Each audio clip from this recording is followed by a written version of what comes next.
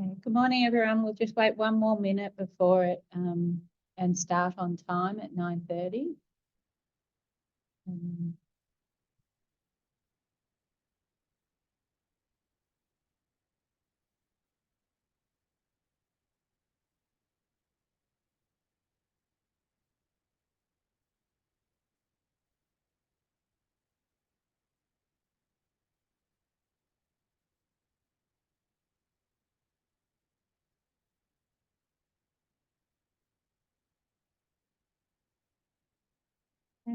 Good morning, everyone, and welcome to the reference seminar today.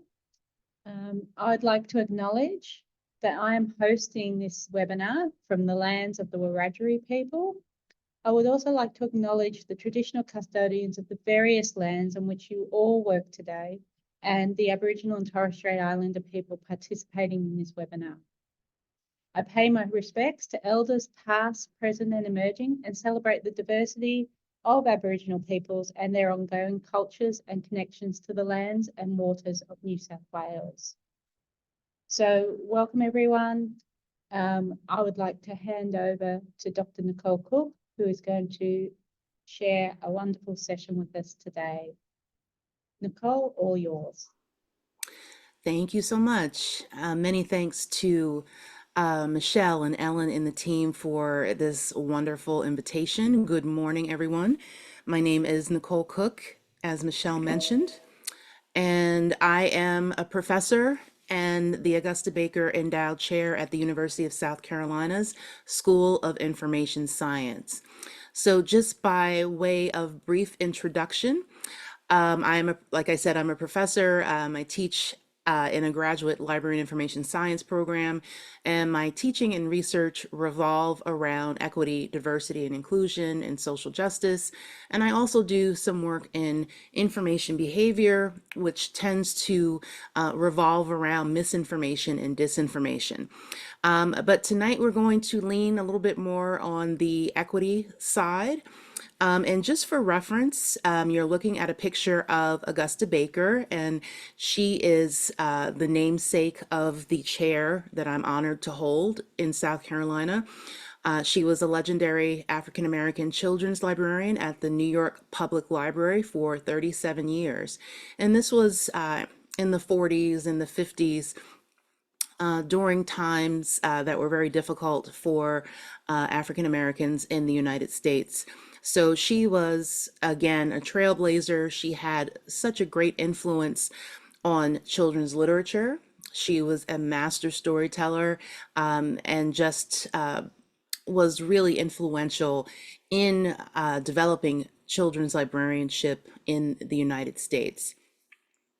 And also of note, because it does very much influence the way that I work and conduct my research, I am in South Carolina in the United States, and South Carolina is what is typically referred to as a red state. And why that is significant is that we are currently in the situation where things are very politicized, particularly equity, diversity, and inclusion.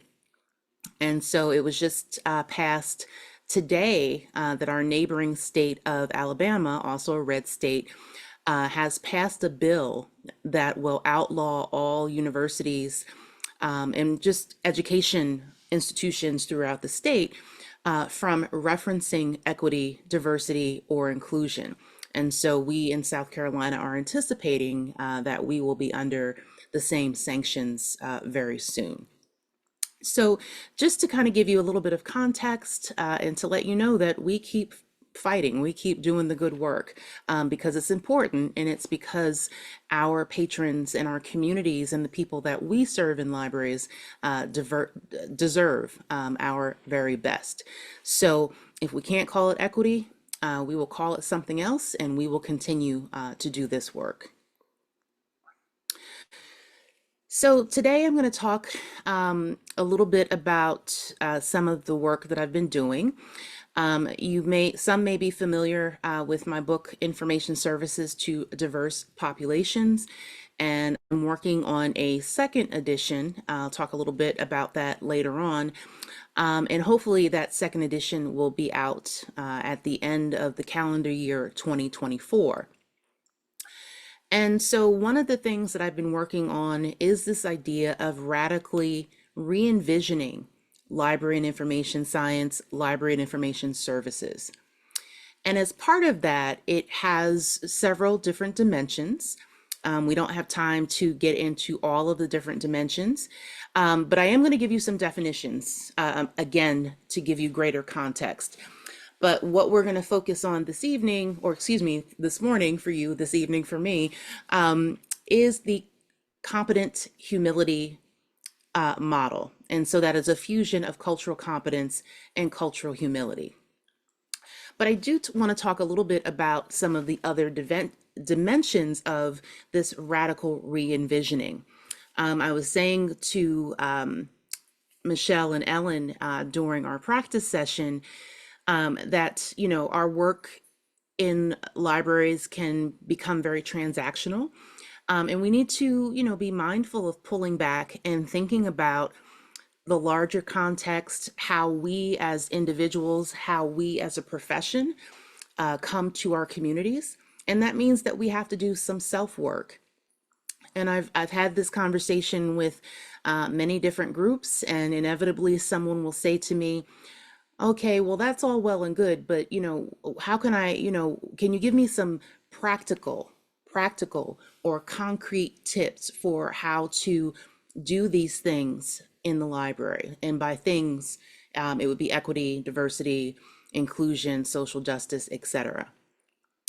And so while there is action that needs to be done, and we'll get into that as well a little bit later, there is a very important and parallel track that we need to be thinking about. It's the work that we need to do internally, right? It's kind of like the land acknowledgement that we just had. We had a little conversation about that too. And how many times are acknowledgements given just because they have to be given, and they become tokenized, they become very routine, and there's no real emotion or commitment, or sometimes even respect tied to that.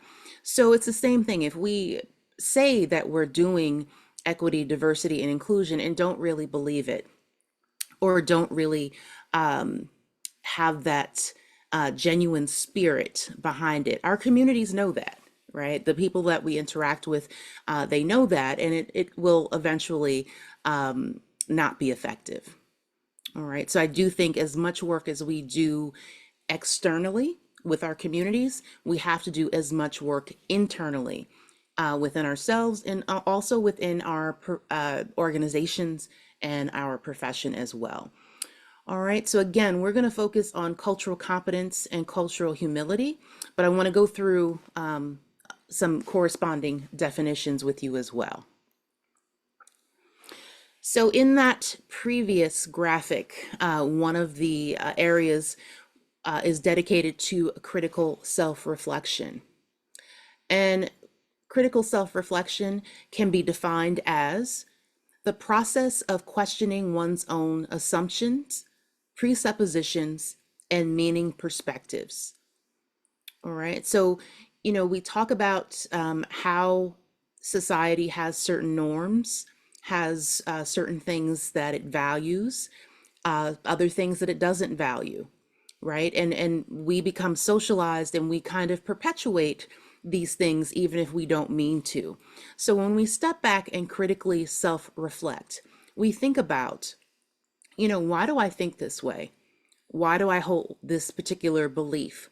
Why do I do things the way that I do, right? And can my beliefs be changed? Can they be enhanced? Can my perspectives be expanded, right? Because we don't know everything, right? But the way we are socialized and the way that we are raised, it leads us to think that, you know, the way we know things is the only way, right? And then when you travel and you start to experience other people's cultures and communities and religions and food and everything, you realize how we were socialized in our own communities is very narrow, is very small. All right. So that would be critical self-reflection. And so, again, speaking to Ellen, we're talking about collections, right? And when we are working in library organizations, what do our collections represent? Do they really represent the communities that we serve, or do they represent what we as library workers were told that collections should represent? All right. And collections in South Carolina are obviously going to look very different than collections in your library, right? Because you have very different communities than I do. And our collections, our services should reflect the communities that we serve.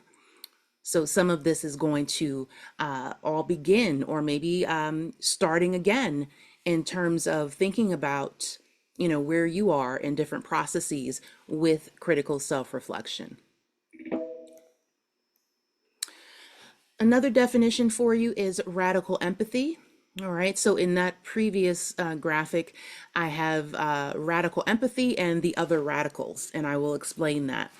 So we have two different definitions of radical empathy. Now, I've seen it attributed to two different people. I have the book references up here for you. You have to be a proper librarian and cite my sources. But certainly, there are lots of other definitions that subsequent to these two. So Valerie Kaur, who is an activist, says that radical empathy transcends traditional empathy.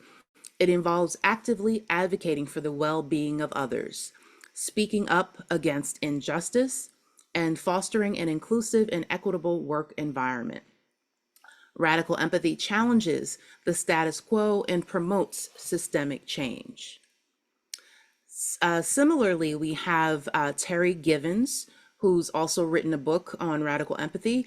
And she says that radical empathy entails moving beyond an understanding of others' lives and pain to understand the origins of our own biases, including internalized oppression. And she talks about the 6 steps that she thinks are necessary for radical empathy. So similar to the critical self-reflection, these definitions of radical empathy are asking us to, look inside ourselves. What are our biases, and how do they impact how we think? Do they require change? Do they require unlearning something? Right? So everything is very relative to your own situation, but it does involve looking inward, right? With this idea of thinking that if I don't really know myself, then it's not going to be possible for me to really get to know others. And we have to get to know others and understand the meaning that they bring, the experiences that they bring, in order to effectively serve them in our organizations. The next section on that graphic is radical imagination. And radical imagination is the idea that imagination is as evocative as it is elusive. Not only does the imagination allow us to project ourselves beyond our own immediate space and time, it also allows us to envision the future. All right, the key word here is the future, as individuals and as collectives. The radical imagination then is that spark of difference, desire, and discontent that can be fanned into the flames of social change. All right, so when we think about radical imagination in regards to library and information services, what do we want to see in the future? Right. Again, we talked a little earlier about celebrating small wins and just celebrating where we are, what we have, and what we do well. It's very easy to kind of dwell in the negative and things that are not going well in society, and all of the strife that's going on in the world. But what does our profession look like in 10 years, in 15 years, in 30 years? All right. And so we have to imagine a better future. And it's not to say that libraries don't do amazing things now in 2024. What additional wonderful things and innovations will libraries be part of in 2044? Right? So we have to continually imagine and strive to do better. So that's where radical imagination comes in. Along with radical imagination, we have critical hope. Critical hope is a spark of passion, an abiding belief that transformation is not just possible, but vital. This is hope in action, right? And I want us to remember this particular sentence, hope in action. A vibrant and engaged practice and a commitment to honoring transformative potential across a vast spectrum of experience. All right, so very similar to radical imagination, but going a step further in saying that we're obligated, right, to think about transformation, think about how things can be better, and think about what the future looks like. But what I really appreciate about critical hope are the 7 principles that you see here on the screen from Dr. Carrie Grain. And I really appreciate the messiness that Dr. Grain says goes along with critical hope, that goes along with radical imagination, that goes along with critical self-reflection and the other things that we've mentioned thus far. So in particular, she says it's messy, it's uncomfortable, and it's full of contradictions, right? But that doesn't mean that we stop, right? But just to acknowledge it and understand that, yeah, this is going to be a process, can really facilitate our ability to move forward in the process. All right. She does also mention that critical hope will have interruptions. It will also have invitations. You'll be thinking and bearing witness to social and historical trauma. It's something that you practice, right? And we'll talk about that when we get into cultural humility and cultural competence. These are not just one-off processes. These are continuous things, continuous processes that we will go through iteration after iteration after iteration. And finally, she mentions that anger and grief have a seat at the table. When we have to unlearn things that we've been socialized to believe, things that we, hold to be true, and when we have to alter those beliefs or we have to add to them, it can bring anger and it can bring grief because you are essentially giving way to something new and getting rid of perhaps a previous belief or previous stance, etc. So all of these things are very much part of this entire process.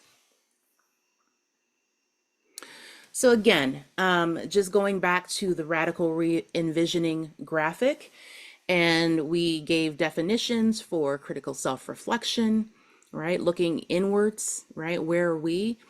Radical empathy we talked about, and I won't get into them, but there are other radicals, if you will. There's radical hospitality, there's radical hope, there's radical candor, there's radical love, right? And I will certainly send these slides along with the citations, and I have an article that is entitled Leading with Love, and it goes through these other radicals. So you'll have more definitions and things to kind of think about when reading that. We talked about radical imagination and critical hope. And now we're going to get specifically into cultural competence and cultural humility. All right, 2 more definitions for you. So cultural competence is the ability of a person to effectively interact, work, and develop meaningful relationships with people of various cultural backgrounds. Cultural background can include the beliefs, customs, and behaviors of people from various groups. And I think notably for that, people from different groups, right? People who are from communities or groups that are different from our own. Complementary concept is cultural humility. Cultural humility incorporates a lifelong commitment to self-evaluation and self-critique, to redressing the power imbalances and to developing mutually beneficial and non-paternalistic partnerships with communities on behalf of individuals and defined populations. All right, so in a nutshell, cultural humility is very much about critical self-reflection, and it's very much about this idea that we acknowledge that we don't know everything and that there's always room for us to learn and grow and change. And then explicitly, as mentioned in this definition, redressing power imbalances, right? So we are in a society where different groups have privileges that others don't, right? There are groups that have disadvantages that other people do not have. And, we all have different privileges and different disadvantages that we deal with. And they create power imbalances. And it means that someone is going to experience your community in a different way than you do. Someone in your organization could be treated very differently than you are, right? And so you don't know that because you're not necessarily involved in it, but we have to acknowledge that everyone in every group are not treated the same and that there are power imbalances, and that really impacts how people move through the world. And it's definitely going to impact how people come into our libraries when we are working with them. So one thing about cultural competence and cultural humility, these are both concepts that emerged in the applied health sciences. And this is in the late 70s and the 80s. And then in the 80s, we saw lots of models coming through. So our applied health sciences are our drug counselors, our medical first responders, our doctors, our nurses, our social workers, right? So these are public facing, service oriented professions that routinely deal with cultures and groups that are different from the providers. And so this is kind of a academic way of saying essentially that you have a lot of predominantly white professions that are serving a lot of BIPOC communities. So by BIPOC, I mean Black, Indigenous, other people of color, right? And so the applied health sciences were having these conversations because they knew that it was going to be difficult to go into communities and be empathetic, right? And be willing and able and ready to respect people who have very different cultures, very different practices, and have very different needs. All right. So the model that I started working with when I started this work comes from Cross, Bazron, Dennis, and Isaac, and this is a model from 1989. And I'm going to go through these different categories. And so I want to mention that the models of cultural competence in applied health sciences tend to be linear, right? So from one side to another. So cultural destructiveness is this idea that people can actually hate and be destructive towards groups that are not like them. And by destructive, I don't just mean they don't like them. This is when you get into violence. This is when you get into lynching. You get into cross burning. There have been lots of talks in the US about Black Wall Street that was in Tulsa, Oklahoma. This was a very thriving Black community that was literally burned to the ground by white supremacists. So this is the type of destruction that is represented in this category. The next one is cultural incapacity. And this is, perhaps the group hates people that are other, that are different, that are not part of, their own group, but they're not physically violent, right? So they're not burning down towns, they're not killing people, etc. Next, there is cultural blindness. And cultural blindness is really the equivalent of when you hear someone say, oh, I don't see color. I treat everyone the same. right? And we've also heard a lot of talk about color blindness, right? And so that's really where cultural blindness kind of sits. And it's this idea that I'm just going to ignore that there are any differences, and just, they're gonna stay in that space, and that way they don't have to turn left, they don't have to turn right, they don't have to do anything in the face of any type of difference. And it's really a dangerous place to be, and it's a place that really shuts down any type of conversation, change, and there's certainly no self-reflection in that box. Next, we have cultural sensitivity, or in other models, it's called pre-competence. And that's where people decide, or not decide, that might not be the right word, but they get to the point where they are gaining some of that cultural humility, right? They know that they need to do better, they need to learn more, etc., but they're not quite sure what to do, right? So that's the beginning of a good path, if you will. Next, we have cultural competence. And again, you've got that cultural humility. You want to do something, right? And you're starting to learn more. You're starting to do more, right? So if you learn about your community, maybe you're doing an audit or some type of community scan, and you recognize that there's a particular group in the community that is not being adequately served in your library, and that means that you have implemented change to your services, or maybe even to your collection. And so the library is more representative of this community, right? So that's where you're going to find cultural competence. The last category here is cultural proficiency.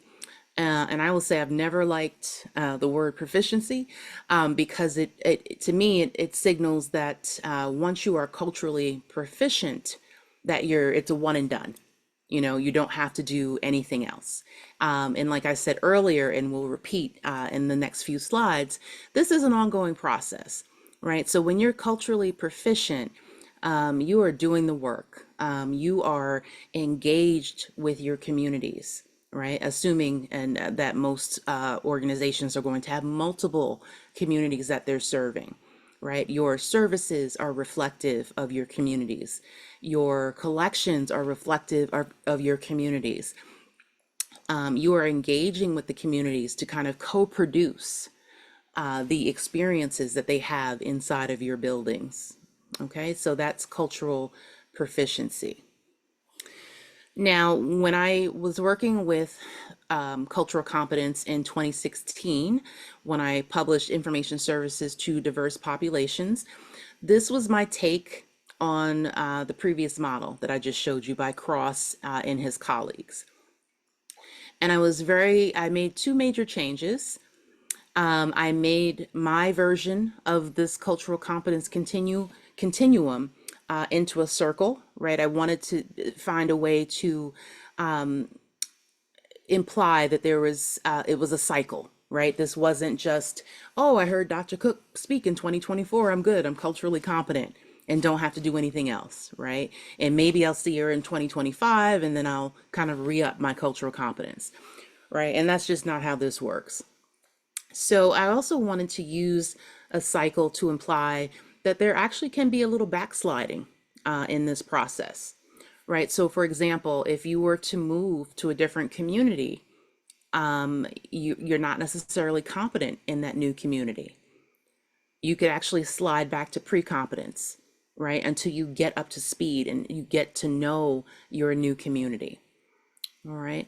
And the other major change that I made to this particular model in 2016 is you can see the box on the left-hand side. And I really wanted to overlay cultural humility onto cultural competence, right? Because they are two theories that really work in tandem with one another and they dovetail together. Now, after the publication in 2016, there were some authors that I became aware of that were really dismissive of cultural competence. They said cultural competence was passé and it was really all about cultural humility. And I don't feel that way. I very much think that they they need to work together, and they are best, or shall I say, most effective to us as library and information science professionals when we tackle them together. So I want to go through the revised model that I'll be hopefully publishing at the end of 2024 in the second edition of Information Services to Diverse Populations. And so just to give you a little background on this, last year, or actually end of 2022 into 2023, I asked about 75 people to look at this previous model, this model here, and I asked them, what worked for you in this model? What doesn't work for you? And I got different answers. They were very insightful. I was very grateful for people's opinions. We changed the names of the categories, and I'll talk about that in the next few slides. We made it a full circle, right? Instead of the circle that kind of had the break in it. We still have very influential cultural humility overlaid on top of cultural competence. And I do want to point out the middle where you see kind of the squiggly lines. And I wanted to include that because, you know, when we're doing this critical self-reflection and we're doing this internal work in preparation to do the external work, it can be overwhelming, right? And it also varies from person to person. So let's say my journey to cultural, what I'm now calling cultural dexterity and safety, may not be the same as Ellen's, may not be the same as Michelle's, right? So that nebulous middle ground is really to accommodate for the individuality and the nuance that happens when people go through the cultural competence and cultural humility journey. All right, so let's talk about the new categories a little bit. So instead of cultural destructiveness that I defined for you a little bit earlier, we did change that category title to cultural repudiation and harm. All right, so again, the definition remains the same. So we're talking about the hatred of other groups and cultures that results in the active harm and erasure of said groups. All right, so the same types of examples, lynching and physical aggressions that can perpetuate both mental and physical harm. And that includes the now in 2024, the creation and spread of misinformation and disinformation. The next one we have is cultural indifference. It was previously cultural incapacity.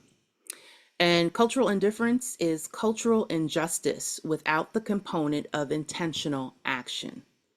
Those who are indifferent are still averse to people who are different from them, but they are not making active strides to harm or erase them. Those who are different may still tokenize or fetishize those who are different from them. They lack cultural literacy, and they are culturally insensitive and callow. They rely on false and offensive stereotypes, and as a result, that can also spread misinformation and disinformation about others.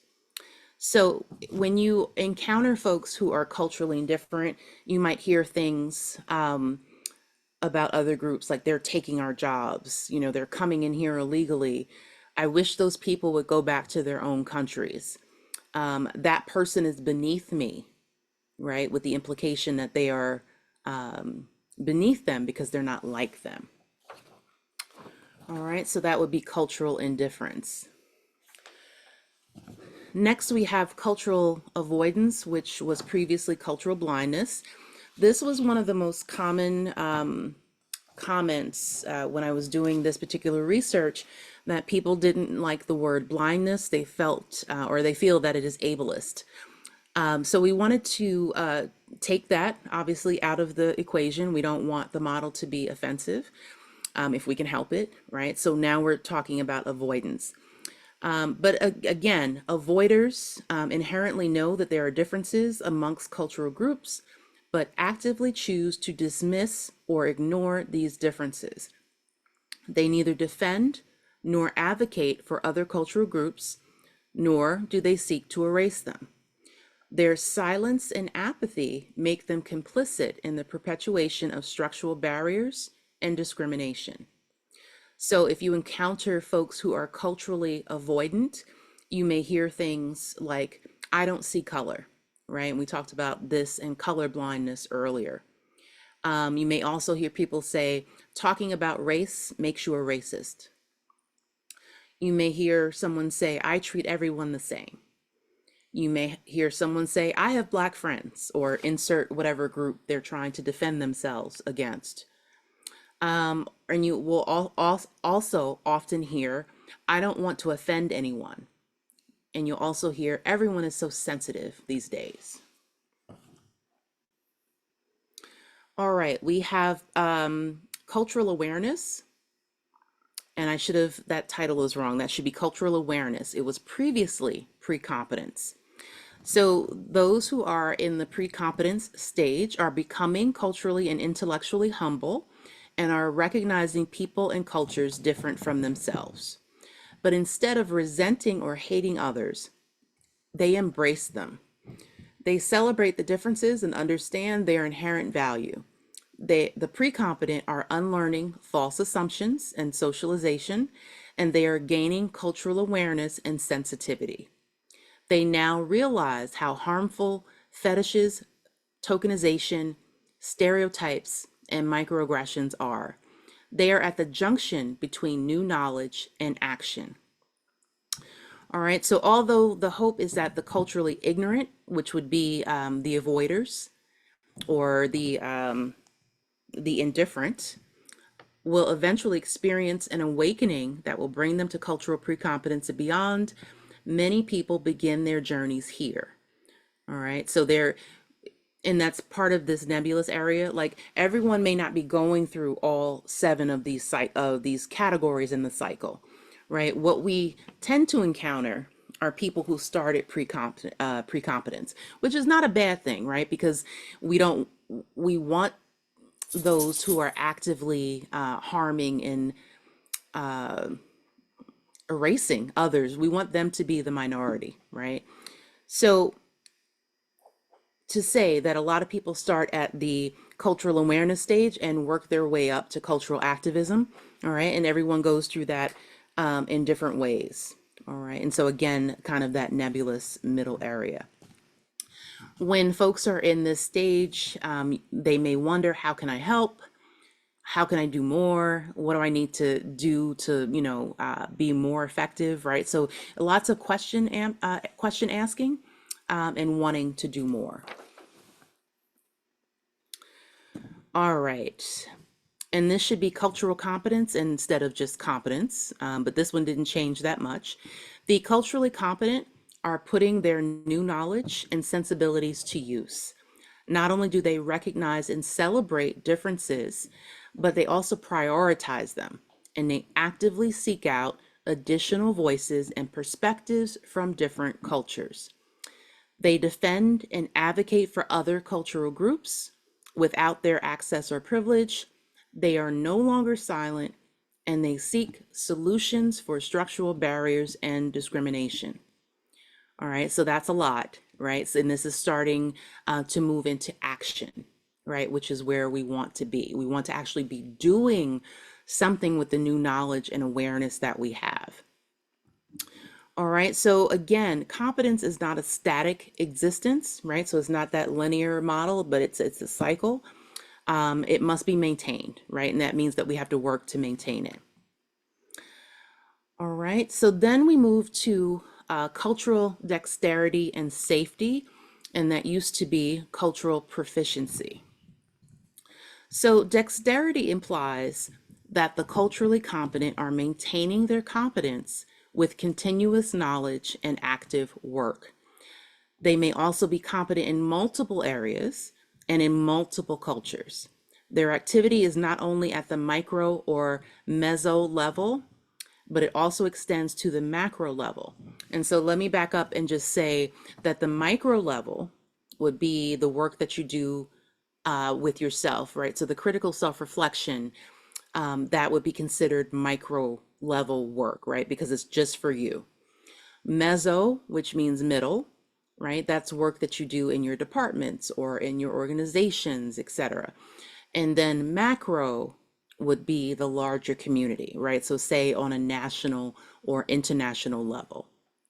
All right, so again, when you are in the space of cultural dexterity and safety, this is not only work at the micro or meso levels, but it also extends to the macro level as well.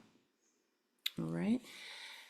Now, the last one, this cultural activism, this is actually a new category based on the feedback. So this is, again, an extended model of what was previously published in 2016. So cultural activism, the culturally competent and dexterous are engaging in actions that work towards equity for everyone at all levels. They are engaged in work that is socially just, anti-racist, anti-oppressive, and decolonizing, and that's just to name a few. And so while wholly complementary to one another, each of these that I mentioned, anti-racism, social justice, anti-oppression, decolonization, they all have their own bodies of literature, models, and goals, right? But they are working in tandem here to represent the different kinds of action and activism we can be engaged in. The common denominator here is taking action that aims to achieve equity for all and eliminate structural barriers and discrimination. All right. Let's see. All right, so that's what I'm calling the competent humility model. And again, that'll be out in print, hopefully by the end of this calendar year. And so as I move towards closing, I just want to kind of pull some of the threads together. As I know I've thrown a lot of information and definitions at you. And so we went through cultural competence and cultural humility by way of the new competent humility model. And that is, it's a process, right? It's an ongoing cyclical process that we go through. And essentially it brings us from avoiding and disparaging other groups and other cultures and getting to a place where we can prioritize and celebrate groups and communities that are different from us, right? And when we get into this space that we can celebrate and prioritize, we are exhibiting cultural humility, right? And cultural humility is this constant ethos that we need to have that reminds us that we all have a way to go, right? There's always something for us to learn and do better, okay? So we focused on the competent humility model, but we did also talk about radical empathy. We talked about radical imagination and critical hope, right? So when we start bringing all of these things together, once you reach, let's see, cultural competence and you reach cultural dexterity and cultural activism, how do we use that new level of awareness to radically imagine a better future, right? And by a better future for our communities and also for our profession and for our libraries, right? We also talked about critical self-reflection. And for me, I think critical self-reflection is kind of where everything starts. And it's kind of one of the common denominators between the other three categories, because there has to be some level of you asking yourself questions that will spur you to become more aware or spur you to imagine different things in a different way of being, right? And will inspire you to be empathetic to folks that are different from you. All right, so that's what I'm kind of conceptualizing as radical re-envisioning.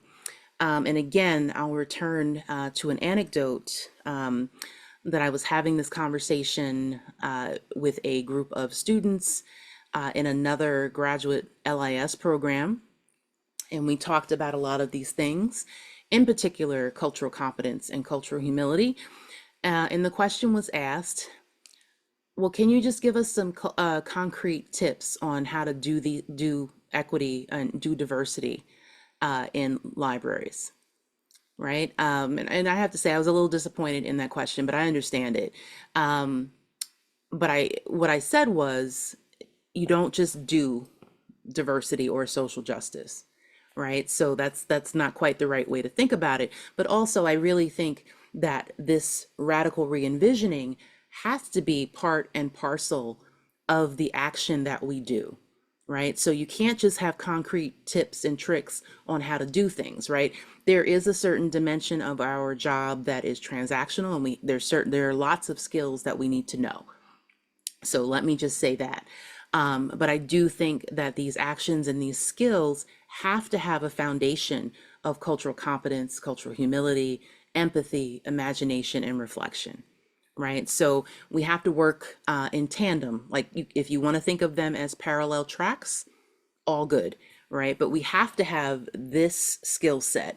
And some people might call them soft skills or things, think that they're imply that they're not important.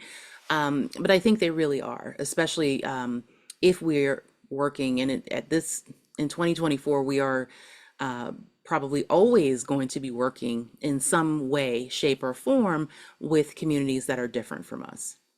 So I think we very much need to have this undergirding, this foundation before any real, meaningful, or sustainable action can occur. So with that said, I hope we have a few minutes for question and answer, but I am at the end of my presentation. I want to acknowledge the wonderful graphic artists who have really helped me conceptualize some of the things that I shared with you, David Michael Moore and Alejandra Diaz. Up top, I have my social media handle and the website where we do a lot of our lectures and webinars, things that are all freely available. Would love for folks to register and come visit.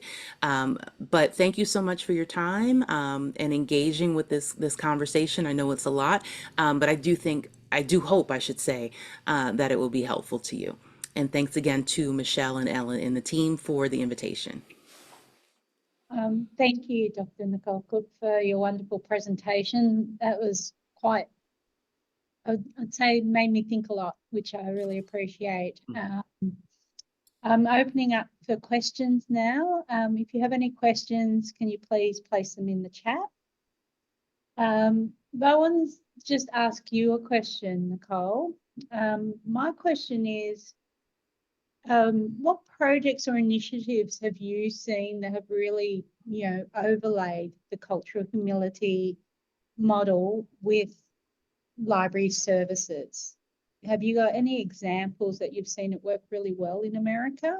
Because I'm obviously aware, even here in Australia, there is a lot of questioning about what we've got in our collections and things like that.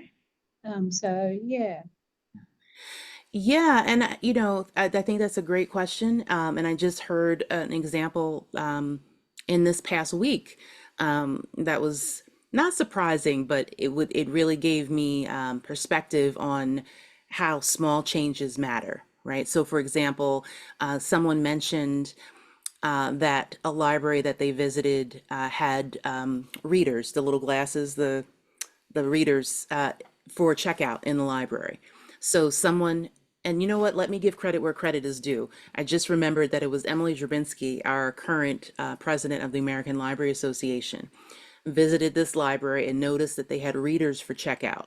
So that means that someone noticed that a lot of the folks coming in had vision issues, not necessarily serious, but wanted to facilitate their enjoyment and the way that they could use the resources in the library, right? So if you forgot your glasses, no problem, you can check a pair out, right? And then you could always think of some of these innovations like on a spectrum, right? They don't always have to be these grand, we're gonna change the way the whole state works, right? It doesn't always have to be these very large, grand gestures. It can be little things that make a huge difference. Um, I remember a library in my home state of New Jersey, here in the States.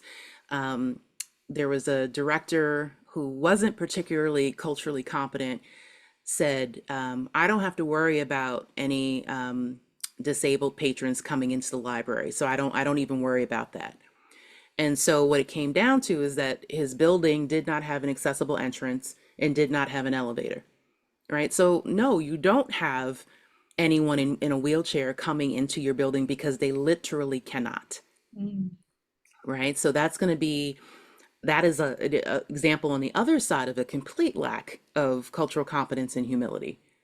And so he's not asking any questions. Like, so he's probably in that um, indifferent stage, right? Where I treat everyone the same. If there was anyone here who needed that help, I would give it to them. Not acknowledging the fact that you are really literally excluding a whole population that Mm. cannot use that library. Yeah, interesting. Yeah. Um, how do you, or do you have any tips or tricks on how to get others to start their journey? You as Yeah, yeah. That's a hard one. And that I will say this comes up in not only my equity, diversity, and inclusion work, but also my work with misinformation and disinformation, Mm. right? So we can give people all of the strategies and techniques. Um, and if they're not willing, if they're not able, if they're not ready, nothing you say is going to make a difference, right? Mm. So I'm a big believer in readiness, right? Mm. And some of my research has brought me to studying cults and religious organizations, right? And also studying people who have had addictions, right? So it's not uncommon to hear people who have been addicted to say, my family tried to send me to rehab and then I relapsed. Or my parents did an intervention to get me out of this group, but I went back. They Mhm. weren't ready, right? Yep. And when you hear them talk about like what finally brought them to the other side, if you will, it was some type of transformative moment that was relevant to them. And it was just, sometimes it's just like flipping a switch. And then they were ready and they were able to make whatever change they needed. So I always say, you may not be able to kind of dictate, not dictate, and I know you didn't mean it that way, No. but not dictate, but just kind of say, you have to start this journey. We can't do that. All we can do is provide the context and provide the tools Mhm. and provide some guidance and, maybe some feedback. But they have to be ready to go on whatever journey that is. Yep. Wonderful. And support tools, any thoughts on support tools we should have available to support people once that switch flicks? To support patrons or support.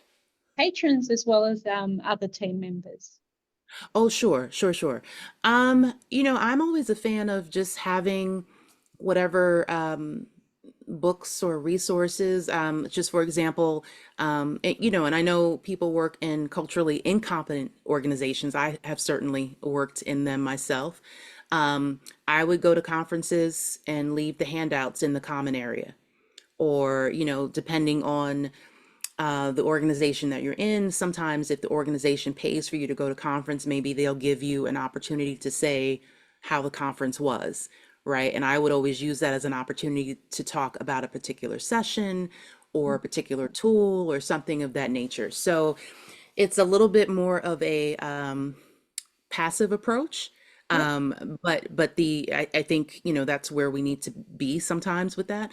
Mhm. And just leave it out where people, can access it. And, for me in particular, just because of the work that I do, people know that they can ask me questions, right? So I think that there's an approachability factor and, letting people know that you are willing and able to have certain conversations. And when they're ready to ask, then you'll have that information and those tools available for them. Wonderful. One of the attendees today has said, thank you very much. Um, last year there was a failed referendum in Australia to enshrine our First Nations peoples in the Constitution. Mm, As a result, the community groups have suffered a setback and are less willing to engage with yeah, institutions. yeah. Any suggestions on how we can navigate these difficult situations when it seems that society is undoing social progress, such as the recent law changes in Alabama? Mm. Yeah, that, I don't have a clean answer for that, unfortunately.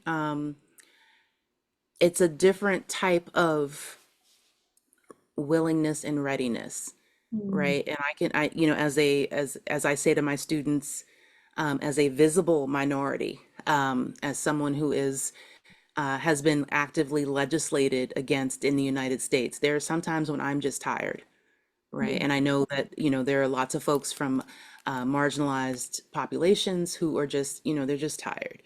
Um, so, I don't know how much you can do other than just to give them time and space, but also empathy and understanding, Yes.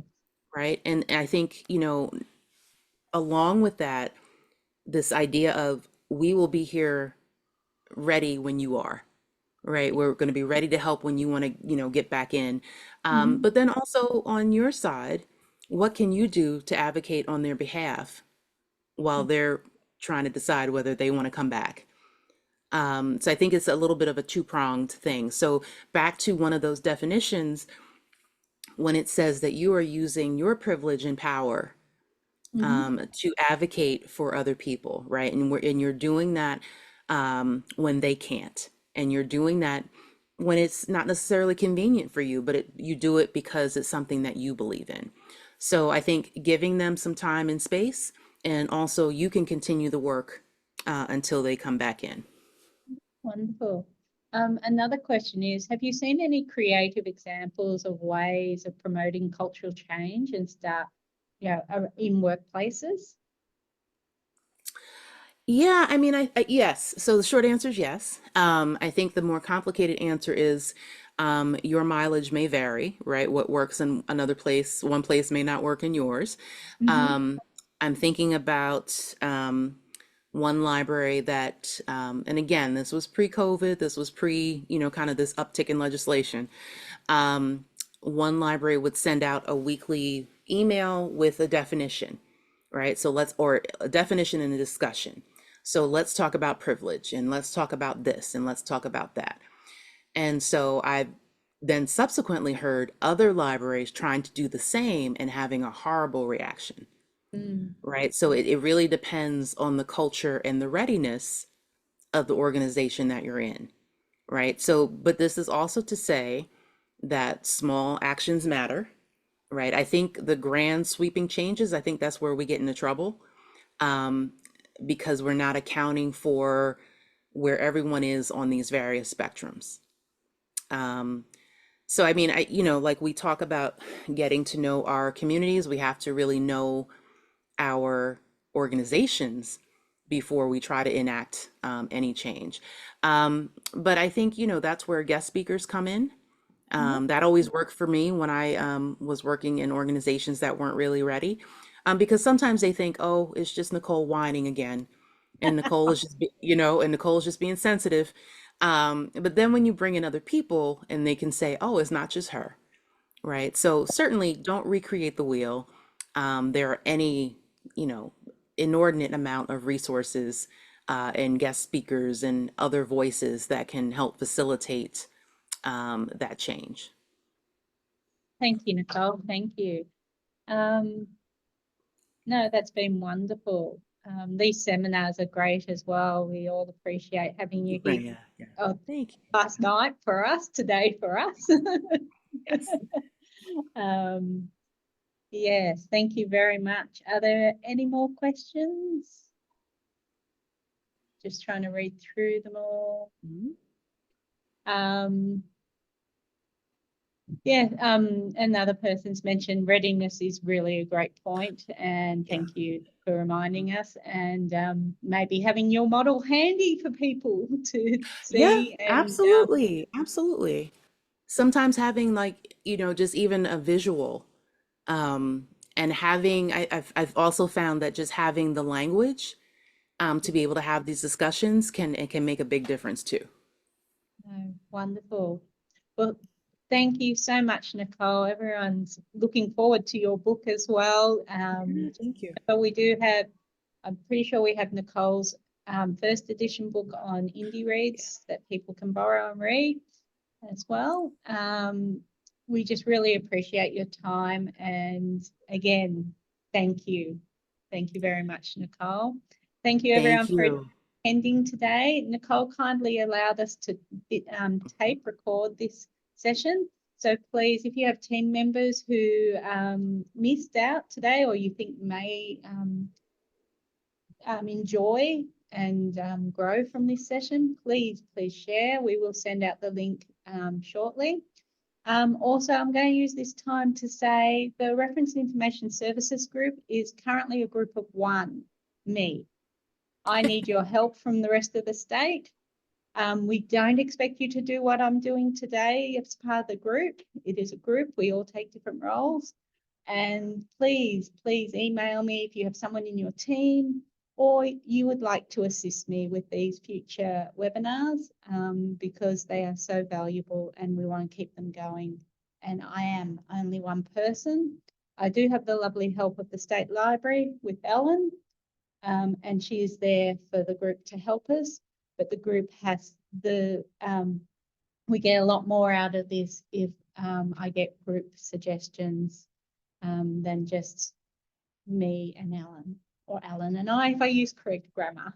But, thank you again, Nicole. We really appreciate it. It's always a pleasure to be here with you all. You are wonderful. Thank you. Have a lovely evening, Nicole, All right. and everyone else. Have a lovely day and keep an eye out. We will run some more sessions this year as well. Thank you.